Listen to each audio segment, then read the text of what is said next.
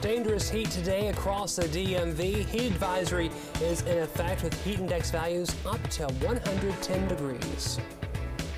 Coming up on DC News Now, the extreme heat this weekend impacting a bunch of events, how you can prepare, and some indoor activities you can count on instead.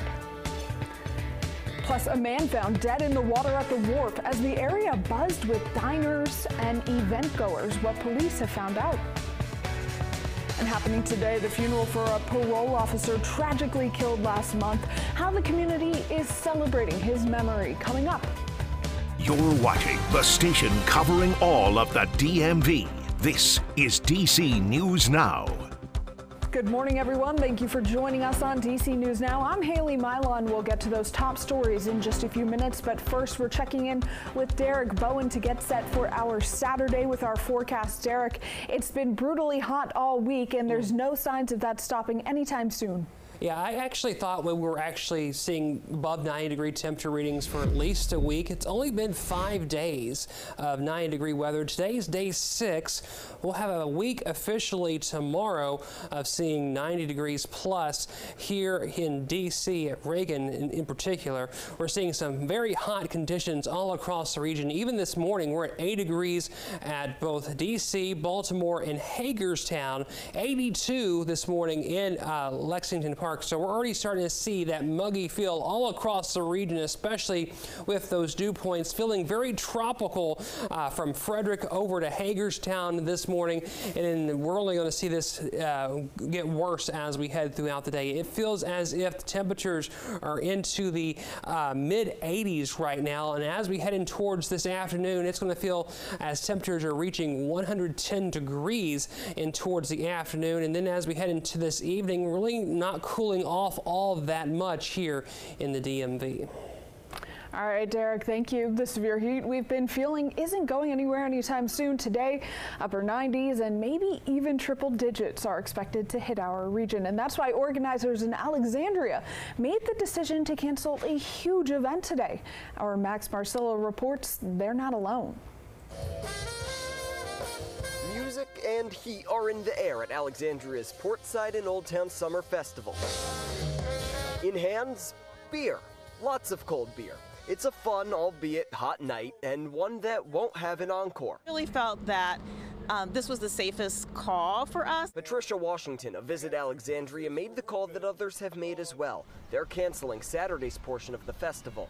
Already, the Chinatown Park Festival in D.C. has been moved to next Saturday, and Sunday's Brunch and Beats at the Wharf has been moved to next Sunday, as temperatures already high continue to rise. Some events will still go on, like the 2-day, 30-second annual Giant Barbecue Battle in downtown D.C., which will be lined with misting tents, hydration stations, and shaded areas. Look like we want to pass out sometime. All the while, construction crews are battling the heat. Paving streets, including Wisconsin Avenue, with hot tar to make sure commutes to these events, whichever ones are still happening, are smooth. A community effort to stay cool, perhaps exemplified best by these pictures from DC Fire, as about 100 first responders worked to put out a Northeast house fire Friday afternoon, neighbors making sure they had cold water to fight the flames and the heat. Max, thanks for that reporting. A few events that are still happening. DC's Home Rule Music Festival, that began yesterday. It'll continue today. And in Northern Virginia, the Out and About Music Festival at Wolf Trap is still a go. Now, some fun things to do indoors this weekend. On Capitol Hill, be sure to check out the newly renovated Folger Shakespeare Theater. It's home to the world's largest Shakespeare collection, and it's just reopened. And you can also cheer on the Washington Mystics at the Entertainment and Sports Arena. The team plays against the Dallas Wings today and tomorrow at 3 p.m. And the Smithsonian is hosting Solstice Saturday. In addition to outdoor activities, the museums on the National Mall will stay open until at least 8 p.m. And with the National Museum of Asian Art and National Museum of African Art open until midnight. Could be a late night. We've got a full list of weekend events on our website. Scan the QR code on your screen with your phone's camera to go directly to DCNewsNow.com. You can also use our site to track all of the extreme heat and latest temperatures. Just click on DMV Extreme Heat under the Weather tab. Maryland Governor Wes Moore is putting a state of preparedness plan in place due to this weekend's heat wave. It directs the Maryland Department of Emergency Management to prepare for extreme heat and humidity. Preparedness recommendations include avoiding leaving children or pets inside cars, avoiding alcohol, caffeine, and large amounts of sugar. They can be dehydrating. Limit exercise and outdoor activity, especially between 11 a.m. and 3 p.m. If you are active, drink 16 to 32 fluid ounces of water each hour. Drink enough water whether you're exercising or not, and know where your local cooling centers are. Happening today, the funeral for Maryland parole officer Davis Martinez. Davis allegedly murdered while conducting a welfare check on his suspected killer. The memorial will be held at Living Word International Christian Church in Silver Spring. It begins at 9:30 a.m. Police say Martinez was killed on May 31st in the line of duty during a home visit for registered sex offender Emmanuel Sewell. Breaking news, D.C. police are investigating multiple shootings happening overnight. The first incident happening around 11 p.m. in Southeast D.C. near I Street. Police are on the lookout for a juvenile wearing a dark hoodie and gray pants.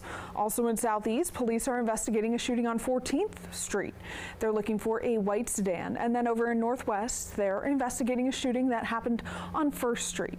A dark Hyundai was seen fleeing the scene. And developing now, a death investigation underway at the Wharf in Southeast D.C., happening as crowds flocked to the area's bars and restaurants yesterday evening. Our Daniel Hamburg tells us about what went down. Well, of course, it comes as a shock to a lot of people that a body was found here at the Wharf. We are on the pier where there is still a lot of activity on a Friday night like regular, but police found a man in this body of water at 5:09 p.m. They were called here. A lot of people were gathered around here, although the area was taped off. Businesses were open as usual. Here's what one man had to tell us. Kind of new to the area, so I was like, okay, a little concerning. Not something I haven't heard or seen of before. But certainly a little, first, again, as you said, an area as nice as this, probably not the best image, probably not the best optic. Again, we don't know how this man ended up in the water. The D.C. medical examiner will be determining the cause of death. At the Wharf, Daniel Hamburg, D.C. News Now. Daniel, thank you. We'll continue to stay on the latest. D.C. firefighters battling the heat while tackling a house fire in Northeast. This happened yesterday on James Place. You can see it here on your screen. Those firefighters were able to rest, rehydrate, and get their medical vitals taken. D.C. Fire says they rotated about 100 firefighters because of how hot it was. In Montgomery County, the search continues for a hit-and-run driver accused of killing 2 teens on I-270. That happening yesterday morning in Rockville. Maryland State Police say a BMW crashed into a Toyota, which was then rear-ended by another car. The passengers of the Toyota, 17-year-old Luis Isaac Brand, his cousin, 18-year-old Rebecca Gabriela Vasquez Moreno, died at the scene. Brand's mother was driving. She was taken to the hospital for treatment of injuries. The BMW was found abandoned near the crash site, but so far no arrests have been made. And staying in Maryland, a judge denied bail for the man accused of killing a mother of 5. Victor Hernandez appeared in a Harford County courtroom yesterday. He is charged with the murder of Rachel Morin, her body found near a popular hiking trail in Bel Air last August. Investigators have also linked Hernandez to a murder in his home country of El Salvador. To Virginia, police are investigating a cruiser crash in Fairfax County.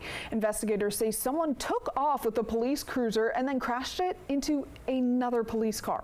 All of this happening around 11 a.m. yesterday on Government Center Way near Federalist Highway.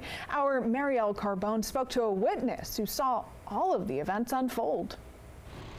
You don't see that very often. You don't see people stealing undercover police cars. Jeff Bobson says he was walking his dog on Government Center Parkway in Fairfax when he saw and heard a commotion. I saw 2 police cars, and they had their lights on, and they were going really fast, and they did a 360 U-turn, and then within 10 seconds, there was a huge crash. Smoke billows up. This is the aftermath. 3 smashed up police vehicles and a person in custody. 30 seconds, there were 10 police cars here. Guns pulled.